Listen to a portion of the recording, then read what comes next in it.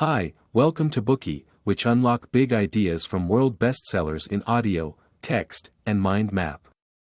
Please download Bookey at Apple Store or Google Play with more features. Get your free mind snack now. Today we unlock the novel, Gone with the Wind. The novel's author, Margaret Mitchell, was born in Atlantic City, Georgia in the southern United States.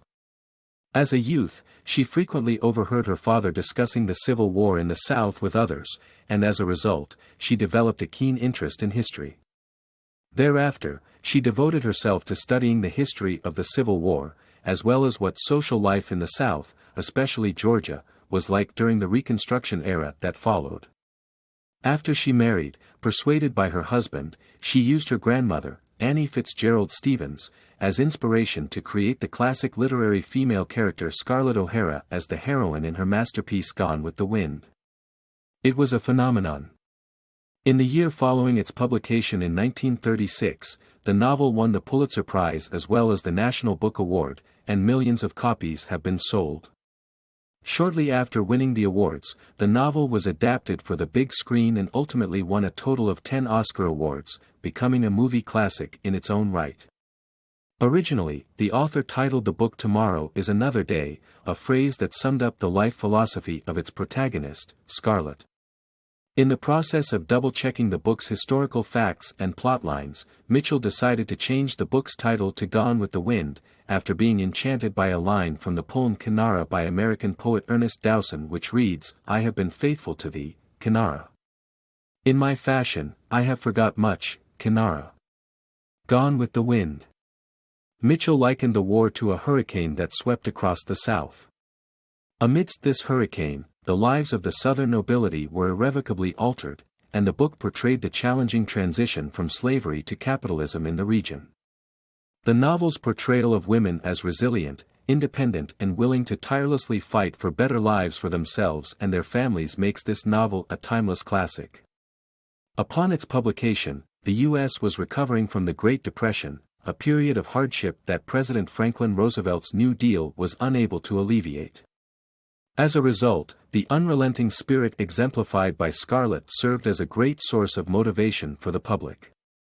At the same time, the feminist ideals embodied by Scarlett, a modern woman who dared to go against the patriarchal norms and pursue a life for herself, were also perfectly aligned with the feminist wave that was gaining momentum at the time. Scarlett became the feminine representation of bravery, intelligence and independence. Even in the movies, Scarlett's character comes across as indomitable, to the extent that people might feel that her life was not so difficult after all. However, if you take a close look at the novel, its intricate descriptions will present you with a more nuanced and realistic character portrayal. Now, we will discuss this book for you in 3 parts, during which we will thoroughly explore the character of Scarlett as well as gain a deeper understanding of the social challenges that existed during those tumultuous times. In Part 1, using the timeline of the war as a basis, we will recount to you the major upheavals in the lives of Scarlett and those around her, as well as look at the relationship entanglements between her, Rhett, Butler and Ashley Wilkes.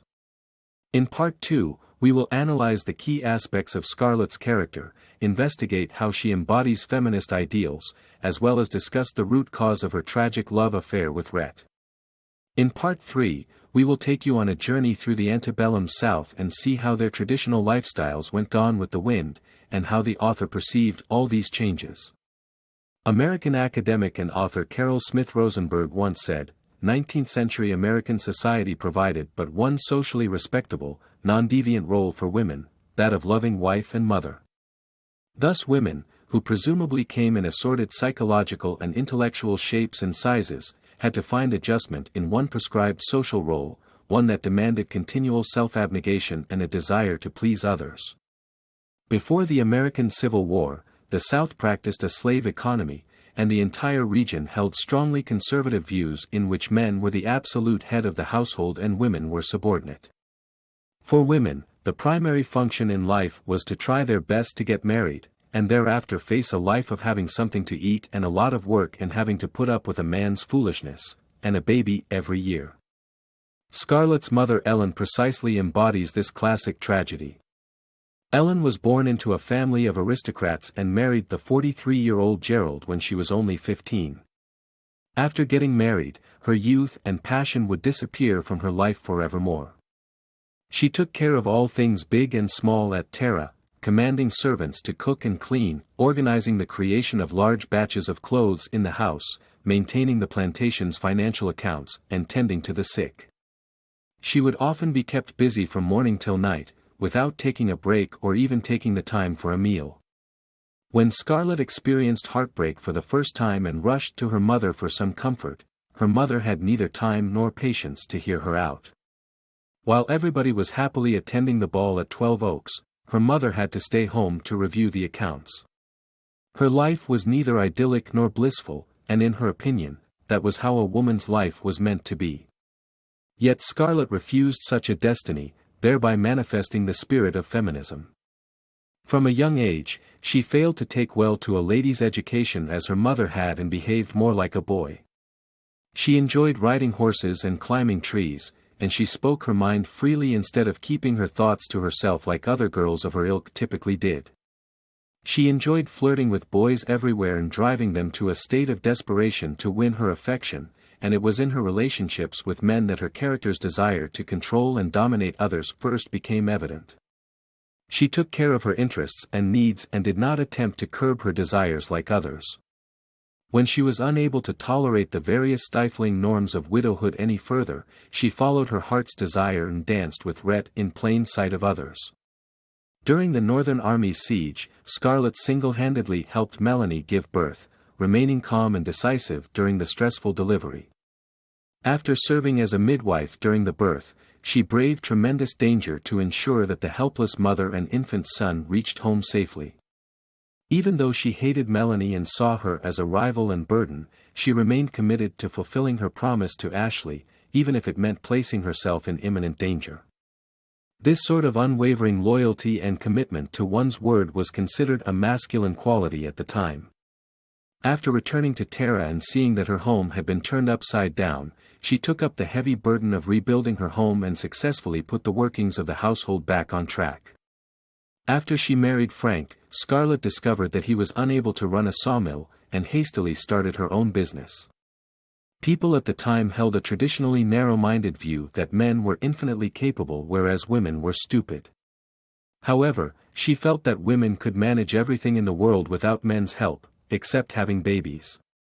Indeed, she was able to rely solely on her outstanding accounting skills and her natural flair for business to turn the lumber business into a thriving one. Due to several unexpected events during her life, Scarlett's true nature was unleashed from deep within her, and she subverted traditional values in a revolutionary way. In the contexts of war and post-war Reconstruction, she very quickly became the embodiment of the new woman of that era, independent in spirit, independent in her finances, and able to support herself and a large family. While Scarlett's character is tough, brave, adaptable and resolute, she also exhibits several flaws.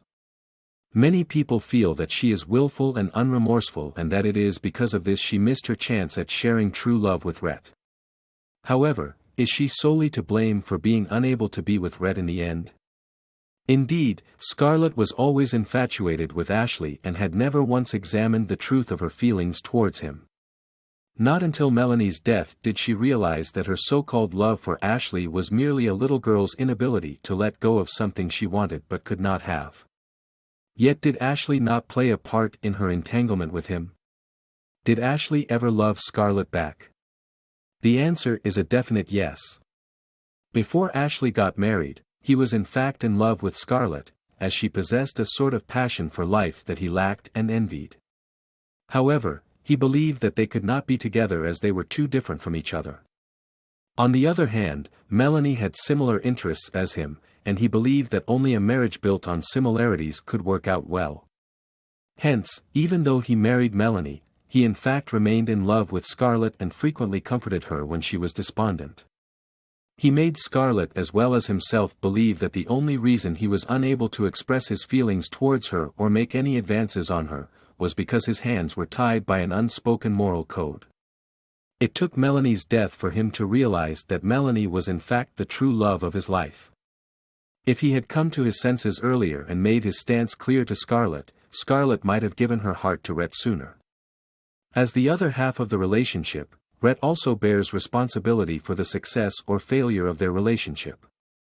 Rhett was always unwilling to sincerely profess his love for Scarlett, often feigning indifference and emphasizing his apathy towards her, even mocking her and saying vile things to her. He demonstrated his love in silence through action and hoped that she would come to understand his feelings on her own. Yet Scarlett's personality was more innocent and straightforward, and she was not able to grasp Rhett's roundabout ways of showing love. Although there were times when she suspected that he did harbor feelings for her, for instance when Rhett would often appear by her side unexpectedly to protect her while she was carrying Frank's child, and also tried to second-guess his intentions on multiple occasions, but due to Rhett's constant brainwashing, she ultimately believes that Rhett did not love her. She concluded that Rhett only sought her companionship because he had no better choice. When they ran into marital conflicts after tying the knot, Rhett did not fulfill his duties as a husband attempting to resolve the conflicts. Rather, he chose to escape these problems with alcohol, seeking to vent his frustrations with female companionship at brothels, and finally, he transferred his feelings onto his child. Not once did he think about how his own actions could hurt his wife. Rhett was completely aware of Scarlett's persistent feelings towards Ashley and of Scarlett's straightforward personality. If he had been willing to take the first step in making a compromise and sincerely confess his feelings to Scarlett, Scarlett would have relented earlier and turned back before it was too late. Today we are just sharing limited content. To unlock more key insights of world-class bestseller, please download our app. Just search for Bookey at Apple Store or Google Play. Get your free mind snack now.